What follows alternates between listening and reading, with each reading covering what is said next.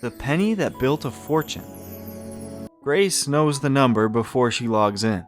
$4.12. She has been watching it all week, hoping something would change. It never does. She works 45 hours a week. She is not careless with money. She does not buy things she does not need. But somehow, every single month, there is nothing left. She is 33 years old, $9,000 in credit card debt, and her car has been making a sound that she cannot afford to investigate. She feels like the game was rigged before she ever sat down to play. Her grandmother was a grocery store clerk her entire working life. She never received a promotion. She never made more than a modest hourly wage. She clipped coupons until the day she retired. When she passed away, she left behind a 6-figure investment portfolio. Nobody in the family understood how. Inside her diary, on the very first page, was a single line written in blue ink. Save 1% first, every time. Grace stared at that line for a long time. It seemed too small, almost insulting. 1% of her income was $30 a month. She could not see how $30 would ever fix anything. She decided to try it anyway, not because she believed it would work, because she had nothing left to lose. What happened by month 9 changed everything, including how she saw herself. We'll get there.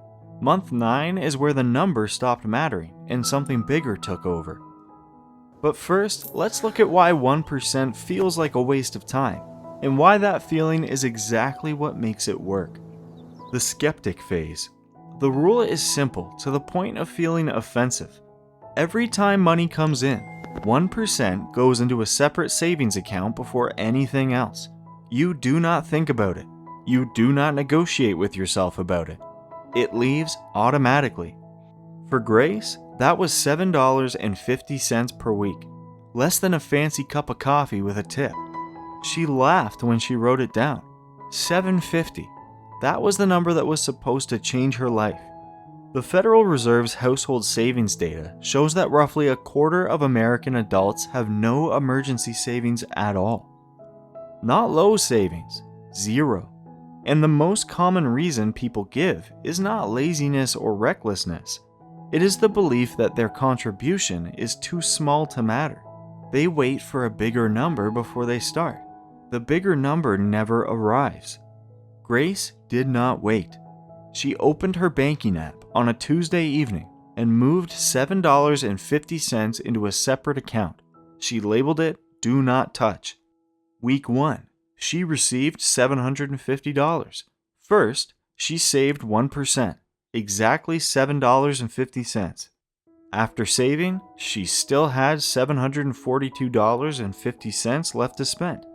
Week 2, she earned another $750. She saved $7.50 again, which left her with $742.50 for the week. Week 3, the same thing happened.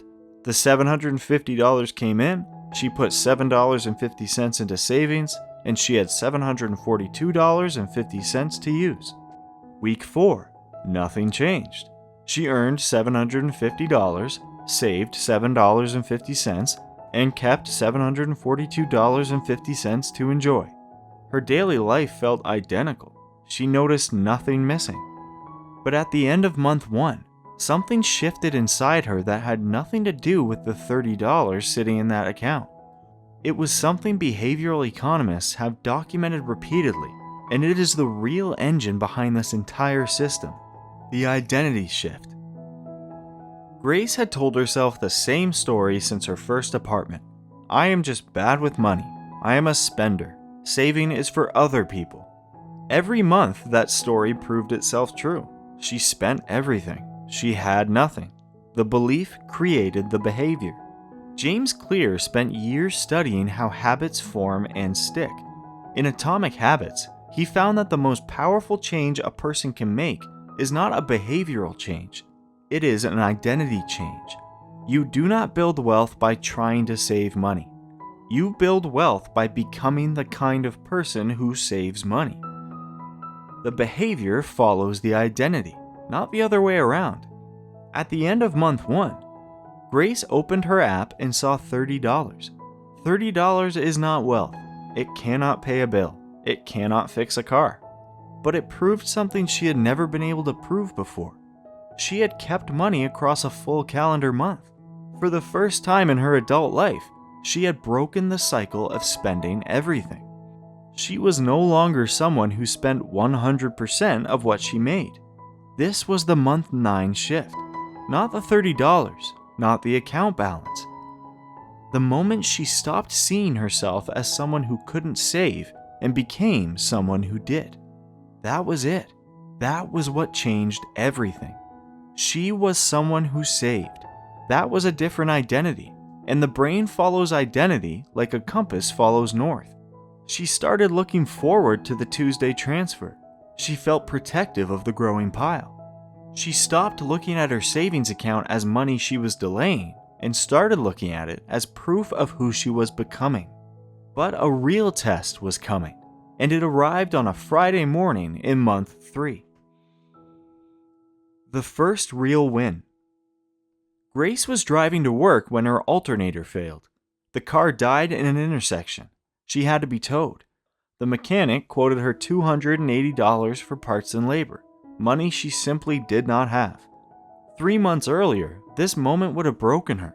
She would have put it on the credit card, added to the mountain of debt, and paid interest on a car repair for 2 years. She knew that cycle exactly. She had lived it several times. But this time was different. Grace had $90 in her savings account, 12 weeks of $750. It didn't cover everything. She still pulled $190 from her checking account, which made the rest of the month uncomfortable. But she didn't have to put the full amount on her card. She reduced the damage. She softened the blow. For the first time in her adult life, a small emergency didn't turn into a debt spiral. She sat in her repaired car outside the mechanic shop and cried. Not from sadness, from relief. From the feeling of having done something right, of having built even a small wall between herself and disaster. She drove home and immediately increased her weekly transfer from $750 to $15. If she could survive on less once, she could do it again. The compounding snowball. Grace's savings rate climbed slowly and deliberately. 1% became 2, 2 became 5. She treated each increase like adding weight at the gym, small enough that her lifestyle barely noticed, but real enough that the habit got stronger. In year 2, her employer gave her a raise. Her income moved from $36,000 to $45,000 annually. Stanley and Danko documented this exact pattern in the Millionaire Next Door. The people who built real wealth were almost never the highest earners in their neighborhoods. They were the ones who kept their spending flat when their income rose. They widened the gap between what they made and what they spent, quietly, without fanfare, without telling anyone.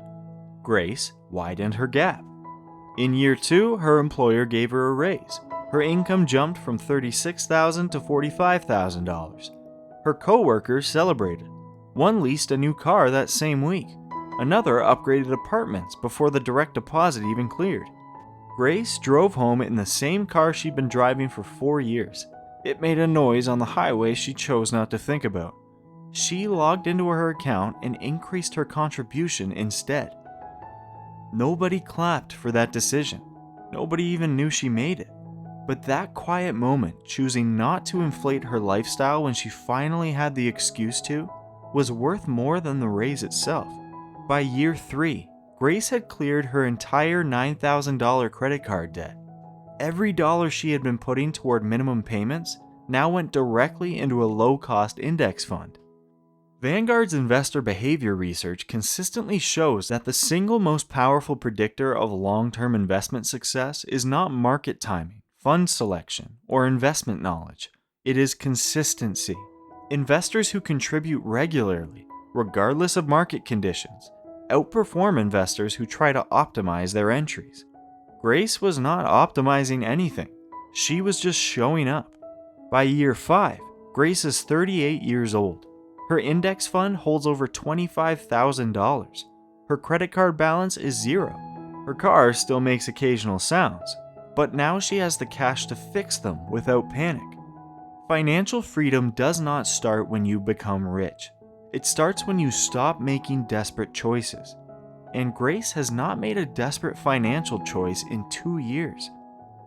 She is not done. What happens in the next 5 years will show you exactly why starting small is the most powerful financial decision available to ordinary people. The 10-year transformation. Future A, the 0% path. The Grace on the left decided 1% was too small to matter. She waited for a bigger moment to start. The bigger moment never came. Over 10 years, every raise she received disappeared into lifestyle upgrades.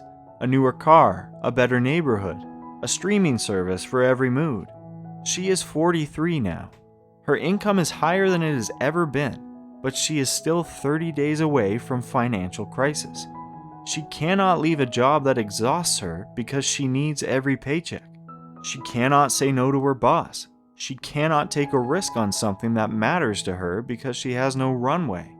She is trapped inside a life that looks fine from the outside. Future B, the 1% path. The Grace on the right started with $7.50 on a Tuesday evening. She let the identity shift happen first, then the habit, then the math. By 43, her investment portfolio holds over $112,000. She did not inherit it. She did not receive a windfall.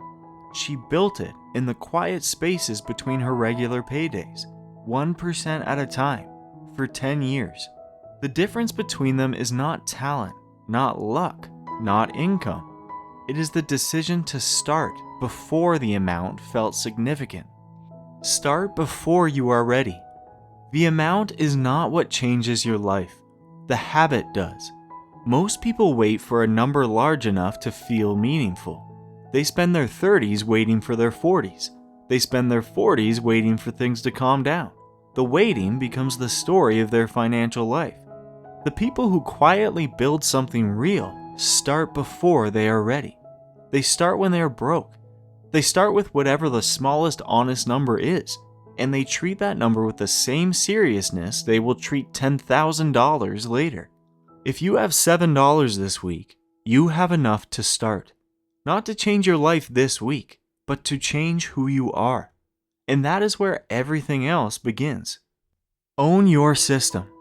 If you want to see exact structural layout of how to automate your bank account so they sort your 1% contributions before you can ever spend them, check out our guide on the left.